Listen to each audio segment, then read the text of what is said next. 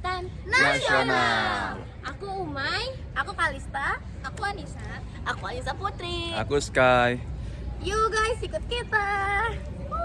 Hai guys, jadi di Museum Kebangkitan Nasional ini tuh terbagi dua section. Jadi ada section yang pertama di sebelah sini dan section kedua di sebelah sini. Nah, jadi mari kita ke ruangan berikutnya. Di ruangan berikutnya ini ada kelas Tovia. Kelas Tovia ini dimulai saat pukul 7 pagi hingga jam setengah 1 siang.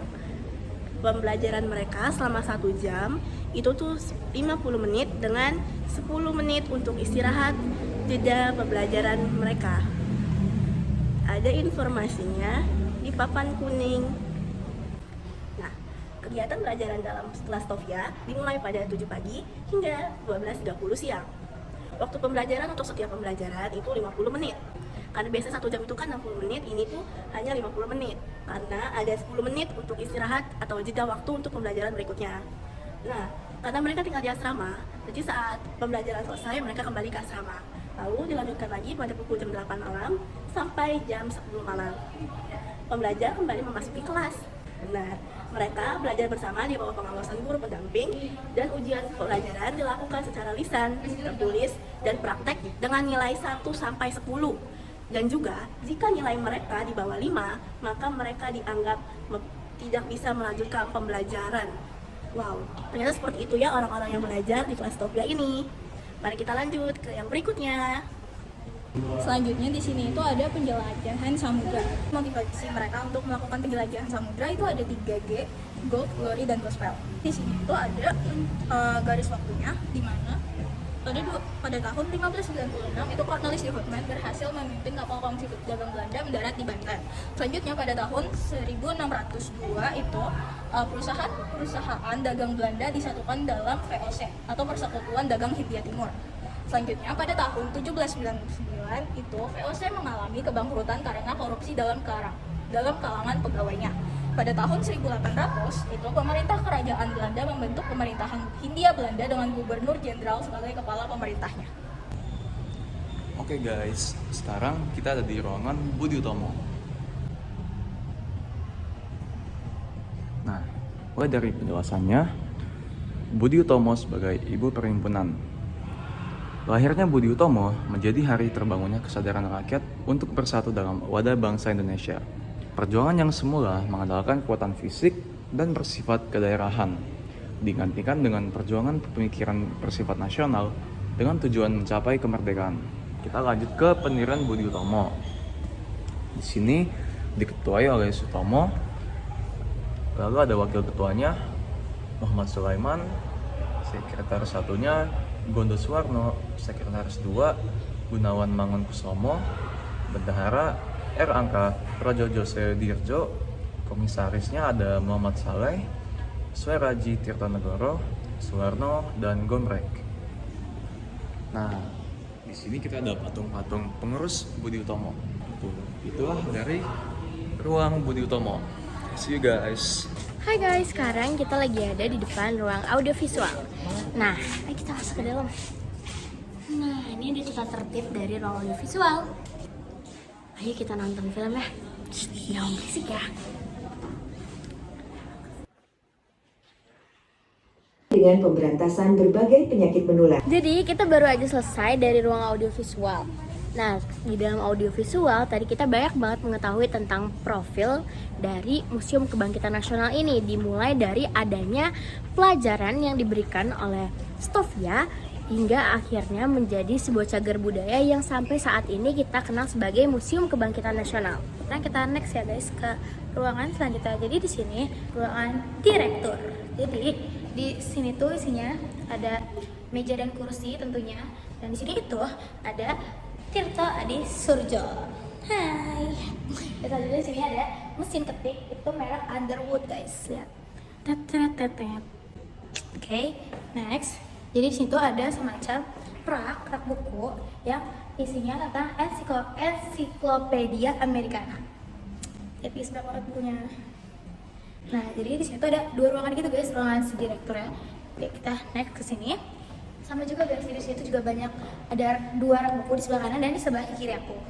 Itu juga banyak buku si milik direkturnya. Kayak di sini juga ada meja dan kursi si direktur Stovia. Dan of course, di sini ada patung MF Rock. Kita move ke ruangan selanjutnya. Hai, jadi sekarang kita mau ke section Sekolah Dokter Jawa. Yuk kita masuk. Oke, di bagian pertama ini terdapat foto bangunan dari ruang Sekolah Dokter Jawa. Ruang Sekolah Dokter Jawa didirikan oleh pemerintah Hindia Belanda, yaitu tepatnya untuk mendukung militer Wettervreden. Nah, tujuannya ini supaya pemerintah Hindia Belanda mendapatkan tenaga medis dari Bumiputra. Nah, ini dia. Ini ada kegiatan dari dokter di Jawa. Terus ada sekolah Jawa pada tahun 1859, ada 1851, dan ini juga ada rumah sakit di Belanda pada tahun 1851. Nah, setelah itu ini ada alat-alat yang digunakan untuk beroperasi ya guys. Ini ada tong gigi, ada Hoffmann Spiegel, ada Wanghauser. Nah, ini juga terdapat dandang steril. Di mana dandang steril ini digunakan untuk mensterilisasi alat-alat yang digunakan setelah melakukan aktivitas medis. Yang kedua ini ada elektroradiograf. Ini digunakan sebagai alat pencatat detak jantung pada mahasiswa Stovia. Selanjutnya di sini ada alat pemecah kepala. Jadi alat ini tuh pernah digunakan sebagai pemecah kepala untuk kadaver ataupun kepala dari kadaver sebagai media pembelajaran dari mahasiswa Stovia. Selanjutnya di sini ada tempat penyimpanan kasa, lapis tempat tidur seperti perlak, dan di sini juga alat pendeteksi detak jantung, pinset, dan tabung tes darah. Oke, bye.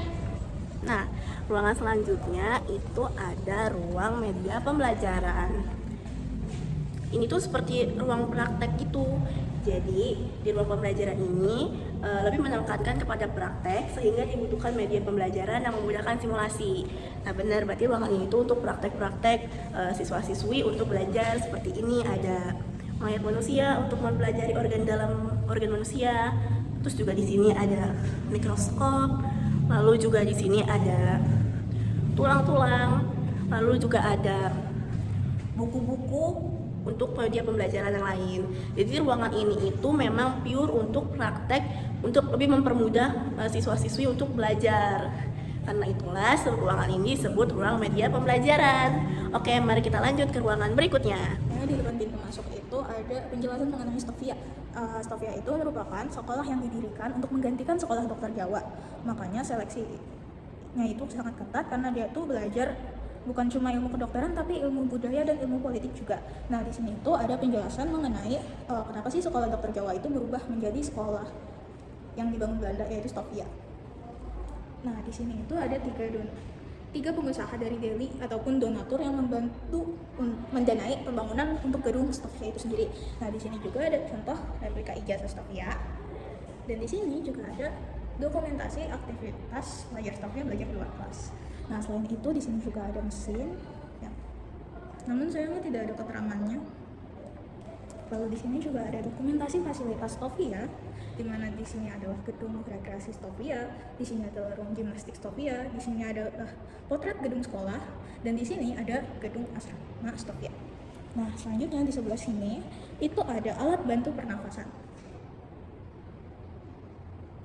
Di sini juga ada suatu alat, namun sayangnya tidak ada keterangan nama alatnya. Ini itu ada tas berisi peralatan dokter. Di sebelah sini ada alat peraga kedokteran, dan di sebelah sini ada buku-buku kedokteran. Nah, di sebelah sini itu banyak alat-alat kedokteran yang digunakan oleh pelajar Stovia pada waktu itu. Nah, di sini itu ada busi rektum. Ya, busi rektum itu alat untuk melebarkan saluran anus, lalu ada suction, alat untuk menghisap cairan darah pada operasi. Itu menampilkan alat-alat kedokteran yang digunakan oleh para pelajar pada masa itu. Nah, di sini itu ada lampu operasi, lalu ada spuler, lalu ada scalpel, ada juga uretroskop, lalu ada suction, busi rektum, wound hack, dan di sebelah sini ada L-hack, open drop, Trillium inhaler, buji, kinet tulang, drill bore, knabel tang, lalu di sini juga ada pinset, dan di sini ada haksisnya. Kita akan menuju ruang selanjutnya. Dadah. Hai, sekarang kita lagi ada di ruang Memorial Hall Budi Utomo. Ayo kita masuk. Nah, ini adalah ruang Memorial Hall dari Budi Utomo. Nah, ruang ini merupakan ruang yang menjadi saksi bisu dari terbentuknya organisasi Budi Utomo. Organisasi Budi Utomo terbentuk pada 20 Mei tahun 1908. Nah, ini merupakan tokoh-tokoh yang ada dalam pembentukan organisasi Budi Utomo. Kira-kira visualisasinya seperti ini. Terdapat banyak orang yang ikut turut berdiskusi dalam konferensi untuk menciptakan suatu organisasi yang bernama Budi Utomo atau yang biasa kita sebut sebagai Budut, atau di dalam logonya terdapat tulisan B dan juga O. Di depannya juga terdapat papan tulis untuk menuliskan hal-hal yang dibahas dalam konferensi dari pembentukan organisasi Budi Utomo. Ini dia. Oke. Yuk kita lanjut ke ruang selanjutnya. Nice. Jadi kita masuk ke ruangan terakhir yang akan kita review, yaitu ini, ruang asrama. Jadi para pelajar di Stovia itu tuh mereka nggak pulang, mereka itu menginap di asrama. Setelah mereka belajar sampai jam 12.30 mereka beristirahat, lalu balik lagi nanti ke dalam kelas jam 20 sampai jam 10. Maksudnya jam 20 itu jam 8 malam sampai jam 10 malam. Mari kita lihat tempat-tempat yang biasanya dihuni oleh siswa-siswi atau pelajar yang ada di Stovia. Nih, jadi di sini tuh ada kasurnya, ada bantalnya, ada gulingnya, ada lemari juga, lemari tunggal 1-2 pintu, terus juga ada koper. Dan semuanya tuh sama guys, kebagiannya sama. Ada kasur 1, bantal 1, guling 1, koper juga 1, lemari 1, itu semuanya rata. Sebenarnya sih bagus ya, jadi kayak berstruktur gitu. Nah, udah sekian.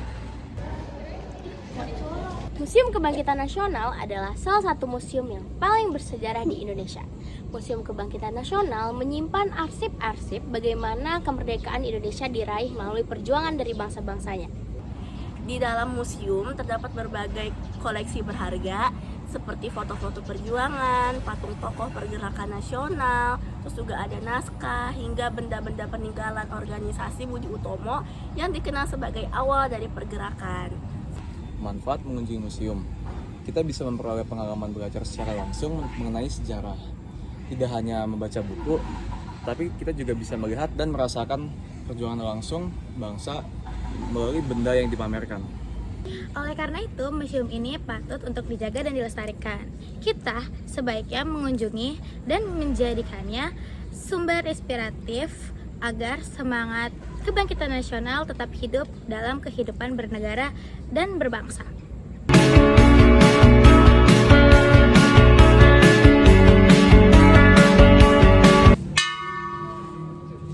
Sekian vlog dari kami. Love you, Belina. Bye-bye.